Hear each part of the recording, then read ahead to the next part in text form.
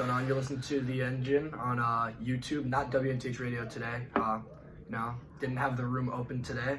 Yeah, the studio was closed for the day. Studio was closed for the day, but that doesn't mean we can't provide you guys with content. Yeah, so still gonna persevere. Yeah, studios will open in 2 weeks. We have finals next week. Yep. So there will be no shows. We have today and hopefully tomorrow. Yeah.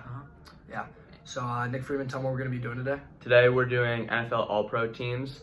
The NFL playoffs is in full swing right now, about to be the conference championships. We decided to use this week as a time to go through the All-Pro teams. They just made the official NFL ones. We're going to talk about what we think about them, then have our own.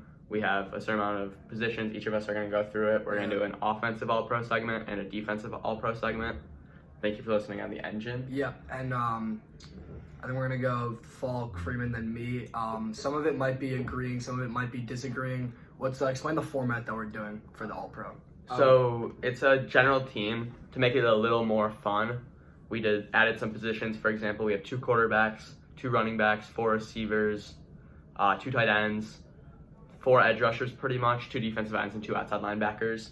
Yeah. Mm-hmm. Just normal stuff. Yeah, it's pretty general. Yeah. So starting out at quarterback, Nick Falk, who do you have? I have Lamar Jackson. This is pretty obvious. We are going to do NFL awards on Friday. Yeah, along with our conference championship preview, picks, whatever. Yeah. He broke Michael Vick's rushing record. He was insane. His stats were insane. I don't think there's. Do any of you guys disagree? Yeah, he's MVP front runner. I think my only disagree with you is I think Lamar is easily the MVP. Like the stats speak for themselves because he had the best year. But I think realistically the most valuable player in the NFL is probably Russell Wilson because where would the Seahawks be without him? If you're just talking about what an actual most valuable player is, if they didn't have him, where would they be? We'll do this debate tomorrow Exactly. on what the award means. Exactly. But Lamar Jackson this year had over 3,100 passing yards. Yeah, the and most touchdown 1,200 rushing yards. Yeah, the most touchdown passes. In only 15 games also. Yeah. He's been incredible. My other quarterback, so I think each of us had Lamar Jackson. Yeah. Other quarterback, I had Russell Wilson. How about I agree with you. I had Russell Wilson too. The stats speak for themselves. He is the most valuable player. I think he went 31-5. Yeah. So he had a great season. Yeah, he had over 4,000 passing yards, a good runner. And his supporting cast was pretty weak this year. He did fall off a bit at the end, but when you lose Chris Carson and Rashad Penny, that's pretty weak receiving core. They lost Will Disley. DK Metcalf is pretty good. Weak offensive line, as always. Yeah, and the 29th ranked defense in the NFL, the 26th ranked offense. He really has just been carrying this team. They went. After they lost to the Packers, they went 8-2 on the road, which is unbelievable. Best record in the NFL. It was unbelievable. They almost beat the Packers there at the end. We're not talking about postseason, but they almost did beat the Packers. If they didn't punt that ball, they probably win that game. Moving on to running back, I assume all of us had their number 1 running back is Christian McCaffrey. Yeah. It's pretty easy. He had one of the best seasons in NFL history. I think he's the only player in NFL history to, on the actual All-Pro list, be a receiver and a wide receiver. He had 1,000. It was running back and flex. Yeah, he was running back and flex. He had 1,000 running yards. He had 1,000 running yards, 1,000 receiving yards. He was unbelievable. He had the second most. I think he was tied in the regular season for the most touchdowns with Aaron Jones and Derrick Henry, or with Aaron Jones in total. Derrick Henry on the ground. He was just unbelievable the whole year. He was carrying the Panthers. Just under 2,400 all-purpose yards with 1,387 rushing, 1,005 receiving yards. It's ridiculous. Yeah, absolutely insane. He did it all without a starting quarterback as well. He did it with Kyle Allen the entire year, and they were in the playoff chase a little bit. Their defense was a little weak, but for the fantasy football fans, he completely revolutionized it. Had by far the best year. Lamar Jackson was close, but he really set that running back standard. He really is a good receiver too. You don't just throw it off to him. No, he's unbelievable. He's so hard to tackle in the open field. And his usage rate is unbelievable. We talked about this a couple weeks ago, I think. But his usage rate, he plays on pretty much every single down. And he just doesn't seem to get tired. Well, the Panthers also do not have a backup. That too, Yeah, and a quarterback, really. Yeah. Anyway, Nick Falk, who's your number 2 running back? My number 2 running back is Derrick Henry. Yeah. The rushing leader.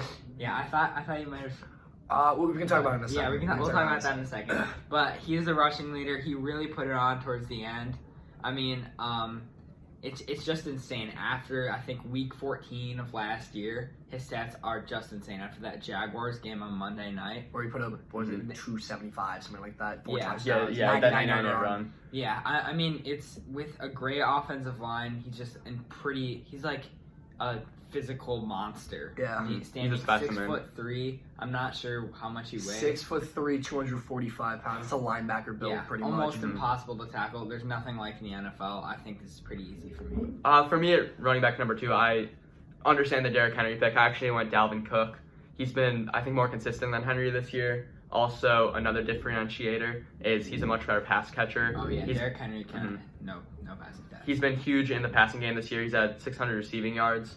And additionally, their offensive line is pretty significantly worse than the Titans' offensive line. It's an average offensive line, while the Titans are one of the best in the league. Yeah. So that was another differentiator there. I'm going to have to go Derrick Henry, and it's close to me because Aaron Jones has been a monster this year. We knew you were going to say that. No, Yeah, that's you what knew. I I was- was obviously going to go there. I mean, he has the most touchdowns in the NFL. He's 1 touchdown away from Amon Green, who had the most touchdowns from scrimmage in NFL history. Right now, he's at 21. Amon Green had 22. Derrick Henry and Aaron Jones and Christian McCaffrey all tied for 16 rushing touchdowns. Aaron Jones is a monster, but Derrick Henry, just the way he's been running, he had the most yards in the NFL and the most running touchdowns. That's what you look for in a running back outside of Christian McCaffrey, who's just an absolute beast, but we just talked about that. Derrick Henry is just unbelievable. He's averaging, like, in the playoffs, 6.5 yards a touch, and he's unbelievable. I mean, he put it on when it matters. I Exactly. know he's playing great in the playoffs, and this isn't related to the playoffs, but even in the last half of the season when they needed to make the playoffs over the Steelers, he was great. Exactly. Yeah, he did miss week 17? Week 16. Week 16, which was an important game. I in their feel playoff bad. run. I feel bad for Dalvin Cook because when the Vikings needed him most, he didn't play against the Packers, which was their most important game of the season. This is nothing against Dalvin Cook. Dalvin Cook was amazing. Yeah, he this was season, incredible. too, Mhm. so. And he's coming off Um, an ACL injury from 2 years ago. Yeah. So. Yeah. Moving on, wide receiver 1, I'm going to assume we all had Michael Thomas. He really set the precedent. Number 1 in receptions by a ton. He has the all-time record with about 150. Yeah. Maybe I think a little more than that even. Yeah. Then he also led the league in receiving yards with 1,700, over 1,700 receiving yards, and I think he led it by like 400 yards. 400 yards. So he really took away that position. Who's your wide receiver 2, Nick Falk? I know lots of people actually had DeAndre Hopkins. DeAndre Hopkins, but I actually had Julio Jones. I think Okay. DeAndre Hopkins just took forever to get going, Mhm. and I actually think Julio Jones is a better receiver than DeAndre Hopkins is. I actually didn't have DeAndre Hopkins on my list. I think, just thinking about it now, at the beginning of the year, first 8 weeks, I probably would have said Cooper Kupp, and I think you guys probably would have agreed I with would me. totally agree. But he just fell off completely. He still had a really He great still had year. a great year. He just wasn't good when they needed him to be. I think Mike Evans was unbelievable this year, but He Chris fell off Godwin. also. Chris Godwin is honestly a pretty easy pick to me. He was unbelievable. He came out of nowhere, Yeah. almost out of Penn State, like 4th round pick. He had Second round. round pick. Oh my bad. Whatever. He had so many yards, so many touchdowns, and he was taking away touches from Mike Evans, and they were still winning games even when Mike Evans went down late in the season. James Winston threw for 5,000 yards, 30 touchdowns, 30 picks. But Chris Godwin is so hard to guard. He's a matchup night where he reminds me a lot of Julio Jones, just the way his stature, the way he stands tall. He's unbelievable. I think, to me, it's easy Chris Godwin, Michael Thomas. Yeah. I went Chris Godwin number 2 also, over 1,300 yards, 9 touchdowns, breakout season. He was outstanding all Yeah. year long. With and without Mike Evans, he still was their number 1 receiver, I thought. Yeah. Then number 3, I had Julio Jones, who you had number 2. He had the second most receiving yards. Put it on again this year. He beat his receiving touchdown total by last year by a lot. So Yeah. he's improving even as he's hitting that I 30 mean, mark. He still did not have many receiving touchdowns. I'm not Mhm. sure I think how he had many like he had. 6. He had, let's see, 1 second. Well, okay, so we can look at that later, but I actually had DeAndre Hopkins at 3. I think he led the league in receiving touchdowns. He was great the whole year, or he was great towards the end of the season, my Yeah. bad. Mhm. The problem, lots of people had him higher, and he's talented, but he just took a while to get going, and I don't think he is as much of a specimen as Julio Jones and some of these other guys, even though his hands are amazing. I agree with you. I was just going to say that DeAndre Hopkins, like, you look at him comparatively to other receivers, comparatively like with Julio Jones and Chris Godwin, he's not as athletic as other receivers are, but he just doesn't drop the ball. It's the same Yeah. thing with Michael Thomas. If you put the ball in the air with him, he's receiver as speed. reliable as He's they receiver come. speed. He just catches every single ball. He's unbelievable. I take DeAndre Hopkins as my 3rd guy. My 4th guy is Kenny Galladay. You heard earlier I didn't have DeAndre Hopkins on this list. When I was comparing the two, I was pretty confident about my top 3 spots. But Galladay actually had more receiving yards than Hopkins this year, and he's known as a big play, lob it up to him, touchdown threat. Yeah. He led the league in receiving touchdowns with 11 incredible year out of him. And when you're comparing him and Hopkins, you have to put into account that he played half the season with Stafford and then the other half with these terrible no-name quarterbacks. More than half, I think. Maybe Yeah. even more with Jeff Driscoll and David Blau. He was doing it on his own, and his stats are better than Hopkins, who got to play with one of the best quarterbacks in the league, Deshaun Watson. Yeah, I totally agree with that. He had a breakout year. He was an amazing receiver. I was hearing I think it was 2 years ago. I was watching Red Zone, and somebody said Kenny Galladay is going to be a top 10 receiver in the NFL next year. And I kept that in my mind, and then when I got to my fantasy draft, I was spamming on. I wanted Kenny Galladay so badly. Yeah, I was I waiting, did too. and Yeah. I just wasn't surprised by him having a great year. He's a great receiver. And his stats, I saw this in the middle of the season, but they were compared to Calvin Johnson at this point in his career, they were actually much better. And they're similar build, each 6'5", each on the Lions. Yeah, Kenny Galladay might even be 6'6". yeah, I think he is 6'6". Specimen. So for flex, we all have Christian McCaffrey. That's easy. We already talked about Christian McCaffrey. Next we for your have. tackles. Oh no, tight end. Tight end. So- It's pretty easy. I'd say it's just George Kittle and Travis Kelce. Yeah, the two tight end spots. These two are clearly the best tight ends in the league. I would go George Kittle 1, Travis Kelce 2. I would too. I think You agree with an argument earlier in the year could have been made about Darren Waller, but not anymore. But Darren Waller is unbelievable. He's a receiver. He is. He is great, but I think teams just figured out the Raiders. And Yeah. they just focus. You're on gonna Darren hear Waller. about Darren Waller tomorrow, at least for me in the award show. Yeah. Yeah, I And- was definitely considering him. Mhm. Yeah. Anyway, with tight end, these two are league leaders at pretty much every tight end statistic.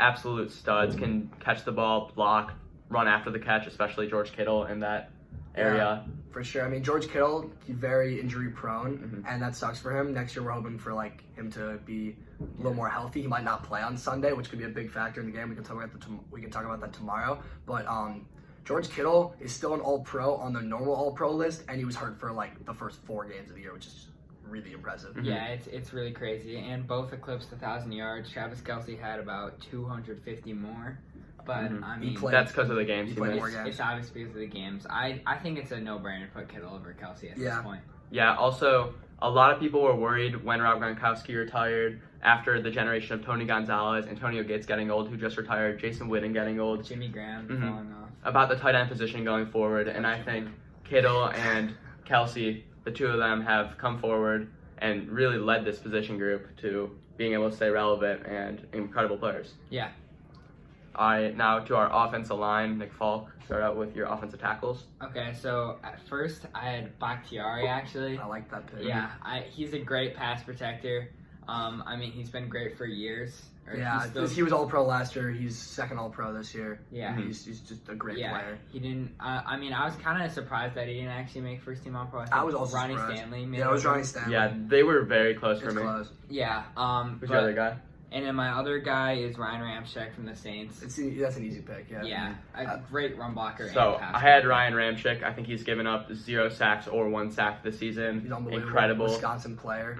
He plays right tackle for the Saints, which Yeah. him and Tron Armstead are the best tackle duo in the NFL. I Yeah. think undebatably. But Ryan Ramczyk has really elevated probably the best offensive line in the NFL, at least in my opinion. For sure. And then the other guy, Ronnie Stanley. You need to be an amazing offensive line with the Ravens. They have a historically great run attack this year, and he did an incredible job in the run and pass. Fun fact about Ryan Ramczyk, he did not make the Pro Bowl this year, but managed to crush all pro votes out of the people who really know football Yeah. and become the starter in the All Pro. It's Yeah. pretty. It's obviously unanimous between the three of us. Ryan Ramczyk.